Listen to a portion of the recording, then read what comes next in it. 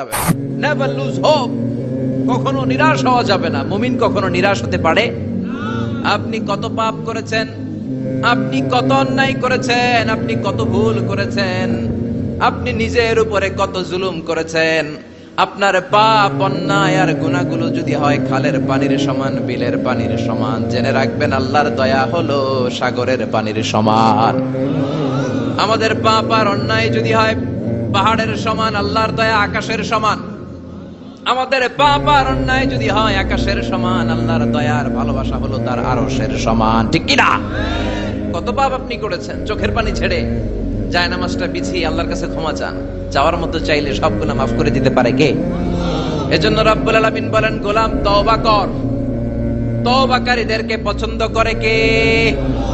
বিশ্বনবীর আগের গুনাহ মাফ, পরের গুনাহ মাফ। বিশ্বনবীর জীবনে কোনো গুনাহ নাই, তারপরেও বিশ্বনবী বলেন, ওয়াল্লাহি লা আস্তাগফিরুল্লাহ ওয়া আতুবু ইলাইহি ফিল ইয়াউমি আকসার মিন ৭০ মাররা।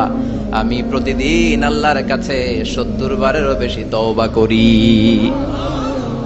পাপ নাই, কোনো গুনাহ নাই, মাসুম নবী, তারপরেও বিশ্বনবী প্রতিদিন তওবা আর ইস্তিগফার পড়তেন কয়বার? আপনি পড়েন কয়বার? আমি পড়ি কয়বার? পাপহীন নবী, মাসুম নবী যদি ৭০ বারেরও বেশি তওবা করে, আমাদের করা দরকার কয়বার? কথা বলেন।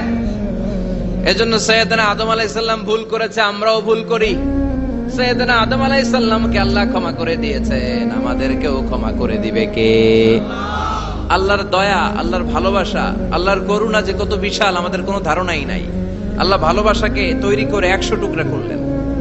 এক টুকরা ভালোবাসা পৃথিবীর সবার মাঝে ঢেলে দিলেন, আর ৯৯ টুকরা ভালোবাসা আল্লাহ তাআলা নিজের মধ্যে রেখে দিলেন। ওই এক টুকরা ভালোবাসার ছিটে ফোটা পেয়ে আমাদের মধ্যে ভালোবাসার ঠেলা কি দেখছেন? এক টুকরা না দিয়ে যদি আল্লাহ ২০ টুকরা দিত, যদি ৫০ টুকরা দিত,